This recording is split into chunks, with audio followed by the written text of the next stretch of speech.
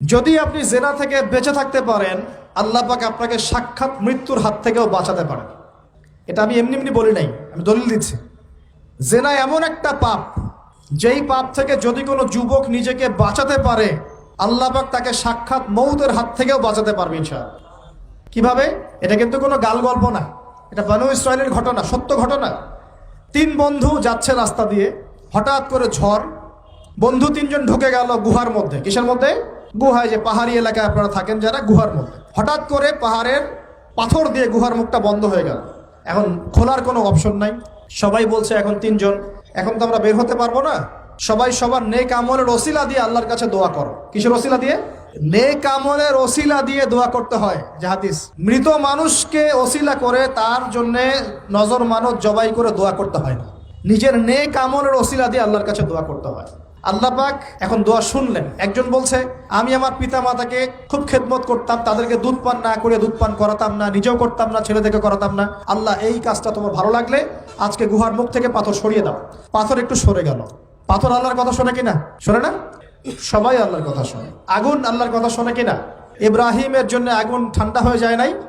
আচ্ছা, তারপরে আরেকজন দোয়া করছে, আল্লাহ, আমার এক কর্মচারী ছিল, তার বেতন বাকি ছিল, সে বেতন না নিয়ে চলে গেছে, আমি সেই বেতনটা দিয়ে কিছু গবাদি পশু কিনেছি। আস্তে আস্তে গবাদি পশু বেড়েছে, অনেক দিন পর সে এসেছে টাকা চাওয়ার জন্য। তা আমি বলেছি, সবই তোমার, সব নিয়ে চলে যাও। সে বলেছে, আপনি কি ফাইজলামি করতেছেন আমার সাথে? আমার টাকা আমাকে দেন। বলছে, না, তোমার টাকা দিয়ে আমি এটা কিনেছিলাম, আজকে বংশবৃদ্ধি হয়েছে, সব তোমার, নিয়ে যাও। সে নিয়ে গেল। সে বলছে, আল্লাহ, এই কাজ যদি তোমার সন্তুষ্টির জন্য করে থাকি, আজকে আমাকে বাঁচাও। পাথর একটু সরে গেল। এবার তৃতীয় ব্যক্তি, এই ছেলে বলছে, যুবক ছেলে, আল্লাহ, আমার একজন চাচাতো বোন ছিল। কে ছিল? এই যে বয়ফ্রেন্ড গার্লফ্রেন্ড, খালাতো বোন, চাচাতো বোন। এখন তো বিচ্ছিরি অবস্থা।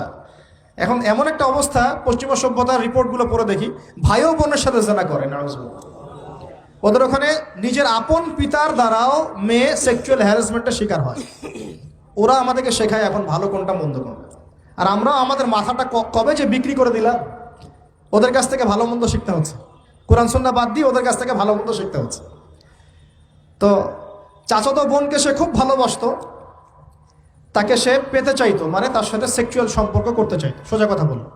এখন সেই মেয়েকে অনেক প্রস্তাব দেয়, সেই মেয়ে রাজি হয় না। শেষে বলে, যদি আমাকে 1000 বা 100 স্বর্ণ মুদ্রা দিতে পারো, দিনার, তাহলে আমি তোমার সাথে সেক্স করব, মানে জেনা করবো। নাউজুবিল্লাহ। তো সেই ছেলে অনেক কষ্ট করে এই টাকাগুলো বা এই দিনারগুলো অর্জন করে, কামাই করে, দিনরাত পরিশ্রম করে, ঠিক আপনারা যেমন করছেন আর কি। তো এরপর সে তার স্বর্ণ মুদ্রা দেয়, দিয়ে বলে যে এখন আমাকে আমার কাজ করতে দাও। তখন সেই মেয়ে রাজি হয়। ঠিক যে মুহূর্তে তারা সেক্সুয়াল সম্পর্কটা করবে, ঠিক ওই মুহূর্তেই এই মেয়ে বলে ওঠে, হে আল্লাহর বান্দা, আল্লাহকে ভয় করো। আমি সারা জীবন আমার সতীত্বকে ধরে রেখেছি, কাউকে দেইনি, আমি কারোর সাথে এরকম অন্যায় করি নাই, আমি খারাপ মেয়ে নই, তুমি আমার ইজ্জতটা নষ্ট করো না। কে বলছে কথা? মেয়ে। ওই অবস্থা থেকে কি একটা ছেলের উঠে আসা সম্ভব? এটা কি এতটাই সহজ? এটা কিন্তু সহজ না। সত্যি কথা বলতে এই বিষয়টা কিন্তু এতটাও সহজ না। যারা অবিবাহিত তারা হয়তো বুঝতে পারবে না, বিবাহিতরা বুঝতে পারছে। তো ওই অবস্থা থেকে সেই টাকাগুলো না নিয়ে সেই স্বর্ণমুদ্রা মেয়েকে দিয়ে ওখান থেকে সেই ছেলে উঠে আসে আল্লাহর ভয়ে। সে এখন গুহার মধ্যে আটকা পড়েছে, আল্লাহকে বলছে, আল্লাহ, ওই দিন ওই কাজ যদি তোমার সন্তুষ্টির জন্য করে থাকি, আজকে আমাকে মৃত্যুর হাত থেকে বাঁচাও। সমস্ত পাথর ধপধপ করে সরে গেল গুহার মুখ থেকে। এটা কিন্তু কোনো গাল গল্প না, এটা বনু ইসরাইলের ঘটনা, সত্য ঘটনা। এই হাদিস থেকে আমি আপনাকে দলিল দিচ্ছি যে যদি জেনার মতো পাপ থেকে আমি সরে আসতে পারি, সাক্ষাৎ মৌত থেকে আল্লাহ বাঁচাতে পারে। প্রিয় ভাই, সেই যুবক আরো সে ছায়া ছায়া পাবে যে তার যৌবনকালটাকে আল্লাহর পথে কাটিয়েছে, এবং যাকে কোনো সুন্দরী মেয়ে জেনার জন্য আহ্বান করে, সে বলে আমি আল্লাহকে ভয় করি। আমরা তওবা করি, আমরা কোনো প্রকার জেনার পাপে যাব না ইনশাআল্লাহ। যদি হারাম কোনো সম্পর্ক থেকে থাকে, আজকেই এই নাম্বার ডিলিট করে ফেলতে হবে। আল্লাহ পাক তৌফিক দান করুন। ডিলিট করার আগে আবার ফোন করে বলেন না যে আজকে থেকে আর কথা বলবো না, তাহলে এই কথা আর কোনোদিন শেষ হবে না। একবারই বন্ধ, ডিসকানেক্টেড। কার জন্যে? আল্লাহর জন্যে। এবং এটা করার পরে আল্লাহকে বলতে হবে, আল্লাহ, শুধু তোমার ভয়ে এবং তোমার সন্তুষ্টি পাওয়ার জন্য আমি জেনা থেকে বেরিয়ে আসলাম। আল্লাহ তুমি আমাকে হেদায়েত দাও, ঈমান দাও, আমল দাও এবং তোমার রাস্তায় আমাকে বেহিসাব রিজিক দাও।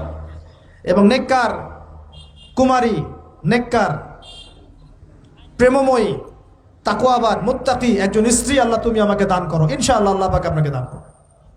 আল্লাহ পাক দান করো। আল্লাহ পাকের জমিন প্রশস্ত, আল্লাহর হাত প্রশস্ত। আল্লাহর হাতকে সংকীর্ণ মনে করবেন না, আল্লাহর জমিনকে সংকীর্ণ মনে করবেন না। আল্লাহ পাক যাকে ইচ্ছা বেহিসাব রিজিক দিতে পারে ইনশাআল্লাহ। আল্লাহ পাক আমাদের সবাইকে বেহিসাব রিজিক দান করুন বলি আমিন।